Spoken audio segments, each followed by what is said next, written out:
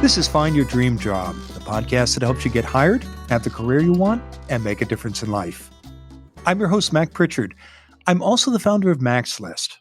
It's a job board in the Pacific Northwest that helps you find a fulfilling career. Every Wednesday, I talk to a different expert about the tools you need to get the work you want. Find Your Dream Job is brought to you by Top Resume. Top Resume has helped more than 400,000 professionals land more interviews and get hired faster. Get a free review of your resume today. Go to maxlist.org/topresume. We're approaching the second anniversary of the first appearance of the COVID-19 virus. And our guest today says the pandemic has permanently altered how you look for work. Renata Bernarde is here to talk about the 3 ways job hunting has changed because of COVID-19. She's the host of the Job Hunting Podcast. Renata is also the creator of Job Hunting Made Simple, an online course and coaching program for executives, and she joins us from Melbourne, Australia. Renata, here's where I want to start. You say there are 3 ways that the pandemic has changed the way we look for work. Let's go right to number 1 on your list. And your first point is that LinkedIn etiquette matters more than ever. Tell us about this, Renata. What do you mean by this? That's right, Mac. Look, there are probably more than 3 ways that COVID has changed the way that we job seek, but LinkedIn is so important now as we are all isolated in our homes, or even if we're out of lockdown, we're still not fully going back to the office. Hybrid work is the way to go for many locations around the world. Now, LinkedIn etiquette matters a lot because it's the place where we are seeking work, where we're connecting with our coworkers if we're still employed, and job seekers are still making mistakes on that platform. If you pay attention to how you operate on LinkedIn, it will pay dividends to you as you try to find a new job. So you will stand out by operating very well and connecting with people the right way. For example, Mac, when you make a connection on LinkedIn, you should always send a note. And it has to be a note that is purposeful, that is tailored to the person that you're connecting with. In fact, if you don't know what to say to that person, chances are you shouldn't be connecting with her or him, right? So think about that rule of thumb. If you don't know what to say or write in a note when you're connecting to someone, you probably shouldn't be connecting with them. You should be following them. So that's, the main etiquette that I teach right off the bat to my clients. Why do you think people send invitations without knowing exactly what they want to say? What's driving someone to hit that connect button? People just don't know how LinkedIn works, and they may be unaware that it's important for their professional gravitas, for their personal branding, executive presence, whatever you want to call it. But it's important to showcase that through your actions and your behaviors and not just your profile. So this is really important when you're operating online. Think about LinkedIn in the same way that you would think about walking down the main business street in your town, or going to a conference, a professional conference, or an event, a professional event. Would you be handing out business cards left, right, and center? You probably wouldn't. That would be weird. So it's the same thing on LinkedIn. You want to make sure that you're connecting with somebody with a purpose. For example, yesterday I connected with somebody that I did not know. I had been following him for a few weeks, and I decided that it was time to make an introduction. And I said, look, I've been watching and your posts with interest, and I really would like to get to know you and ask you a few questions. Would you mind connecting? And he responded straight away because he could see I did it with a purpose. I had an intention in mind. I actually wanted to invite him to speak at my podcast, Mac. I think in the same way that I connected with you. So it needs to have an intention, and you can't be sending connections with notes that are just copy pasted. It won't work for you. You won't make a good impression. What I like about the example you shared is it sounded like 3 sentences. It wasn't a long message, but it was clear why you were sending it and what you hope to get from the connection. Uh, and would it's always striking to me, Renata, I receive many connections and I'm flattered invitations rather, and I'm flattered, but I would say perhaps 5 or 10% actually include a note. And so the others, I'm not sure why they want to connect with me. I always say yes, but if you want to stand out, including a note like the one you just described is a great way to do it, isn't it? Yes, it is the way to do it. It's funny you say you always say yes. I don't always say yes. I most often say no. And I'm a career coach, so you would assume that I, would be saying yes to everybody because I want them to be my clients. But frankly, it's a selecting process for me. I say yes to the ones that I think will learn from my feed. Once you connect with somebody, you get the feed of their posts and their activities. But those that are just there to try to sell me things or don't really resonate with me, I do not accept them. And I think a lot of recruiters and headhunters and employers do the same. And the way that you operate on LinkedIn, above and beyond connecting and following, and the difference between connecting and following someone is really important because it drives the algorithm. So if you like every post that you see because they're friends of yours, you will be seeing more and more of those posts. So, for example, I had a client who had a brother who was an osteopath, and he was in the corporate sector, and he was liking a lot of his brother's posts. And I told him like them on Facebook, but here on LinkedIn, what you're teaching LinkedIn is to give you lots of constant content about osteopathy, and that's not that's not your vibe.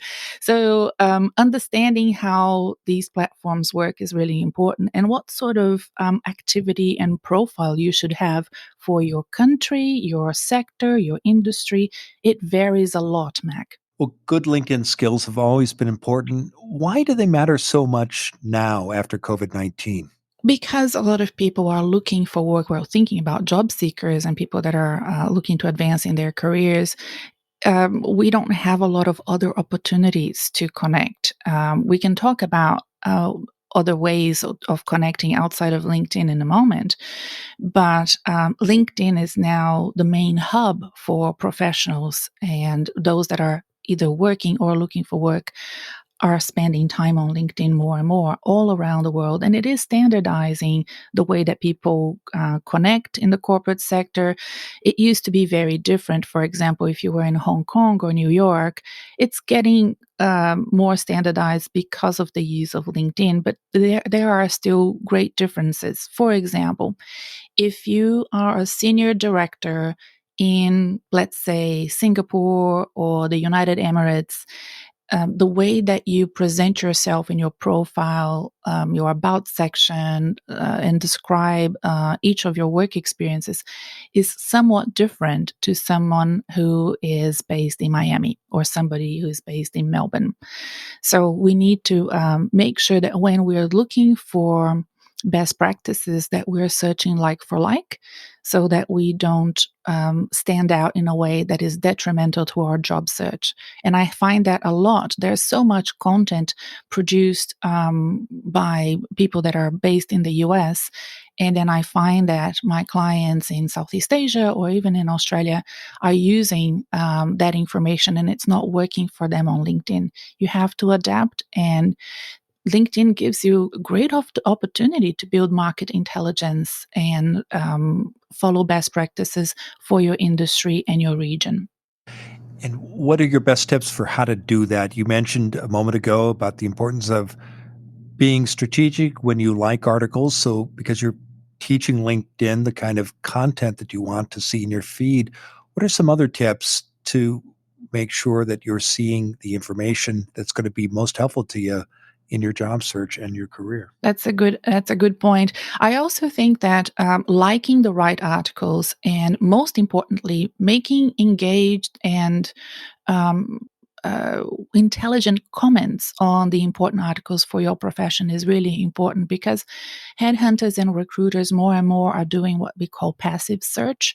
So instead of looking at the applications of people that are interested in the jobs that they have, they're actually passively looking and scouting for people on LinkedIn. They have a different platform for recruitment, and they're finding the best possible candidates for their clients. So if they see that your profile stands out, but also that your activity shows executive presence or professional presence and is aligned with your brand, then they might look at you more favorably. And this is really important. And choosing the topics that you want to engage with on LinkedIn is important. So for example, if you are an IT manager and you're interested in finding a new job, then look for IT related topics that are important and mission critical for your future employer. Is it cybersecurity? Is it data analytics? Find those topics and keep posting about them, sharing content that you find that you think are good reads, and making great comments on other people's posts. Okay, I want to take a quick break, Renata. And when we come back, Renata Bernarde will continue to share her advice on 3 ways that job hunting has changed because of COVID 19. And we may get to more than three, I'm guessing, Renata, too. So stay with us. There's no doubt that COVID 19 has changed the way we look for work. But one thing that hasn't changed is that you still need a great resume. How good is yours? Go to maxlist.org/top resume. Top Resume will review your resume for free. Go to maxlist.org/top resume. A top resume expert will tell you how to fix your resume yourself. Or you can pay Top Resume to do it for you. Go to maxlist.org/top resume. Now, let's get back to the show.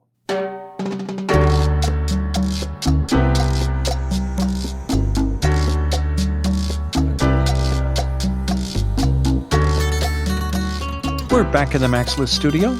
I'm talking with Renata Bernarde. She's the host of the Job Hunting Podcast.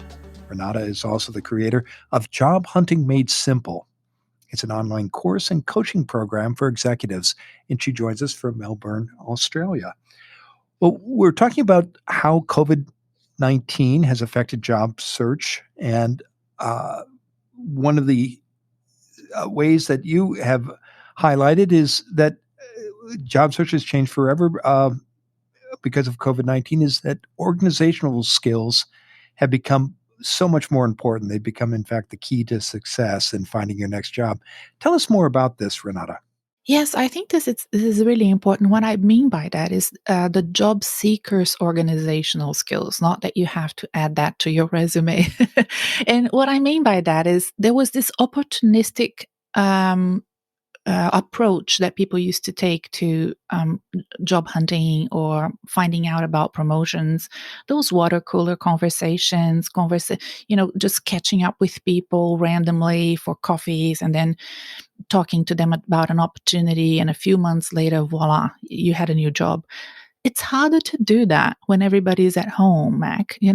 And job seeking at home takes a lot of skill and organization to be done. And people are very lost on how to do that without those opportunities coming to them. I also noticed, especially during the height of the pandemic, that connections and networking didn't quite work anymore for my clients. They were still in touch with people through Zoom and phone calls, but those people did not have the power to hire anymore because, again, those decision making professionals were not connecting with their superiors in that same random opportunistic way to say, oh, I have a great candidate that could maybe come in and help us to do this and that.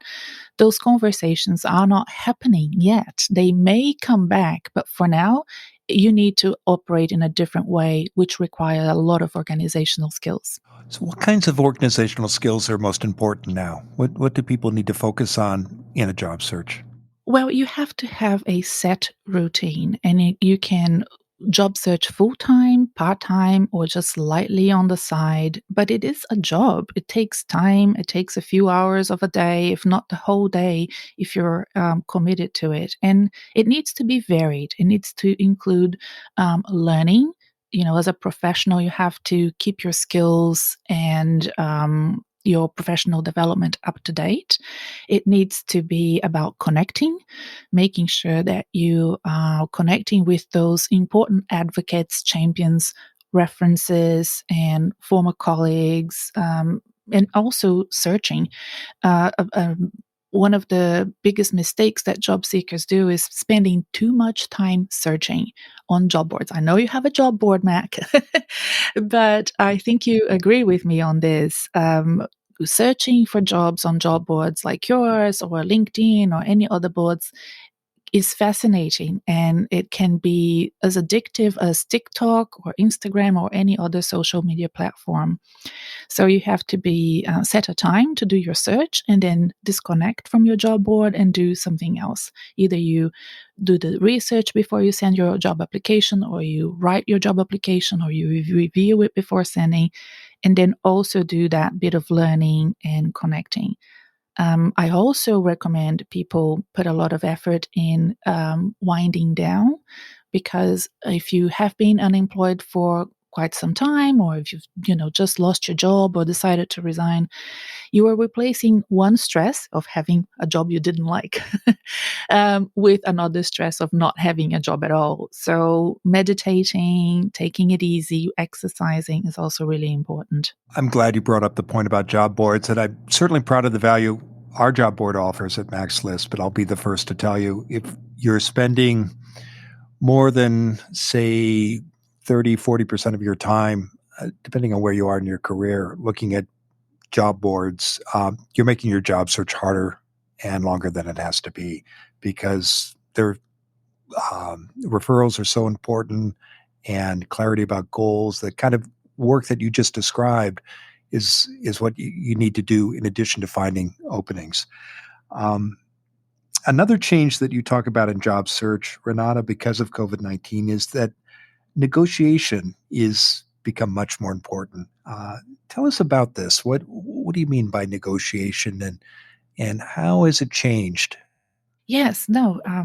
In North America, we're seeing the term the Great Resignation applied. It's also starting to happen in other countries like Australia, where I'm based. And what you don't want is to change six for half a dozen, right? So if you decided that the job that you have is not working for you, or if you were laid off or made redundant, regardless of what your situation is as a job seeker, you may want different things for your next job and your next career stage. And that COVID-19 pandemic has really heightened that need and that change of balance of power. You are now able to negotiate things like more flexibility, working from home, and all of that, but not all employers are woke. Right? So, a lot of woke employers there, that's great, but not all of them are woke. So, don't forget to negotiate, but maybe keep that as something that you will do towards the tail end of the selection process when you're offered a role, and then you start looking at your contract, negotiating, and making sure that you get that flexibility that you need or want, or anything extra that you're thinking of asking your employer to do for you. Avoid asking for too much at the beginning, because they might exclude you from the short list if you do so. What else should candidates consider negotiating for besides flexible schedules and remote working options? That's funny you ask. A lot of my clients come to me when they're in transition between jobs, and they're always thinking, oh, should I do an MBA or should I do some professional development? I always believe that those big ticket items that are expensive, you should always do when you actually have an income coming in, Mac. I don't know if you agree with me, but it's something that you can negotiate if you think that your salary is a bit below what you were hoping for. It might be beneficial for the employer to support you in doing professional development. Maybe not 100% of it, but if they can support you with some study leave, or help you pay for part of it, it's something that you can negotiate at that time as well. Do you think this openness among employers to consider things that might have been off the table 2 years ago before COVID-19, things like flexible work schedules, remote work, or even money for professional development, is this something that is only going to be available temporarily? Or do you think it really is permanent and is here to stay? Well, I think it was always there. It's just that people don't think about it when they are so desperate to get a job. You don't want to be in that situation where you are so desperate for a job that you forget to look at your contract. Right? So, working with a coach helps you take that step and really make sure that you are maximizing all of your opportunities at that time, because there is no better time to negotiate than when they chose you and they think that you were the best fit for the role right at the beginning. But yeah, no, in terms of what I think will change post pandemic, I think at least for the next couple of years, we have a lot of power as job seekers and we should use it. In fact, I have clients that have wanted to resign and just couldn't. The employer just wouldn't let them. They gave them all the flexibility. You can work from home. Yes, if you're going to move 4 hours away, we don't care. If you want to only work 2 days a week, we don't care. I think it also depends on the skill set that specific client had a very specific skill set that would be hard to replace. And you need to understand that sometimes you read something in the news that applies to parts of the professional workforce, but it may not apply to you specifically. And you have to be realistic about what you can ask your employer. Are you seeing with your clients after COVID-19 that while they're competing perhaps for remote jobs, is it only happening? Are they only going after positions, say, in Australia or Melbourne, or are you seeing more and more opportunities for people both across your country and even overseas after COVID-19? Yes, no, I have lots of clients overseas, not just in Australia. I'd say it's 50-50 at the moment. And I have clients in Southeast Asia applying for jobs in different countries. I have clients in Australia who are working from Australia to for companies in New Zealand, Japan, United States. Because our borders are closed and their borders are closed, they haven't been able to move. I have clients in Australia applying for jobs in the US, and they most likely won't need to move to the US. And I know people here in Australia that have hired people overseas in Europe. And again, they don't expect those people to move. And you would not have seen that before COVID, for sure. And there may be opportunities for people to come and spend, a period of time with their employer or attend special events. But that opportunity to maybe have a wormhole where you have a constant feed with the team and participate online when they're having conversations. And the smart use of technology will allow people to opt for those opportunities. One thing that we need to catch up on now is policy and legislation to allow more and more employers to opt for remote workers. We could talk, I think, for another episode just about that topic alone, but we're going to have to bring it to a close, Renata. Now, tell us what's next for you. Well, I just want to wish everybody a happy new year, and I hope that all of your career dreams come true in 2022. They certainly, did not 2021 did not go the way that job seekers wanted it to go, most of them.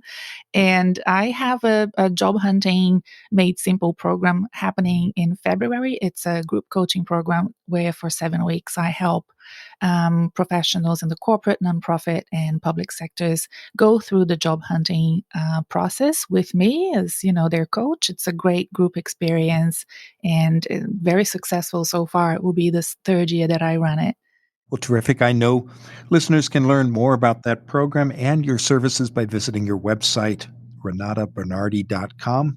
Now, Renata, given all the great advice you've shared today, what's the one thing you want a listener to remember about how job hunting has changed because of COVID-19?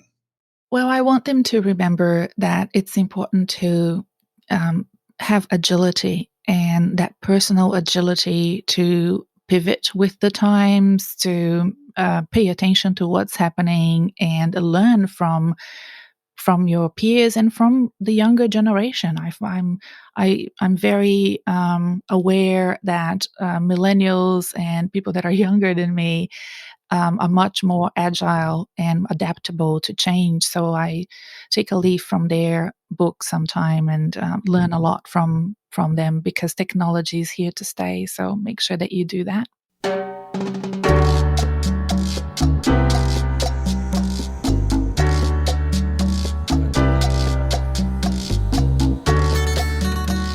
Make sure you never miss an episode of Find Your Dream Job.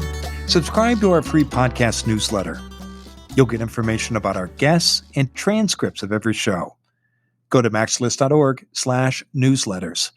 Again, that's maxlist.org/newsletters. Next week, our guest will be Rupert French. He's the founder and owner of The Job Winners. His company has helped thousands of people plan and find new careers. Many people wait for job postings to appear before deciding where to apply or how to spend their time when looking for work. A better approach, says Rupert, is to take charge and run your job search like a campaign. Join us next Wednesday when Rupert French and I talk about how to be the boss of your job search campaign. Until next time, thanks for letting us help you find your dream job. This show is produced by Max List. Susan Thornton Huff schedules our guests and writes our newsletter. Lisa Kislin-Berry Anderson manages our social media. Our sound engineer is Will Watts. Ryan Morrison at Podfly Productions edits the show. Dawn Mole creates our transcripts, and our music is by Freddie Trujillo. This is Mac Pritchard. See you next week.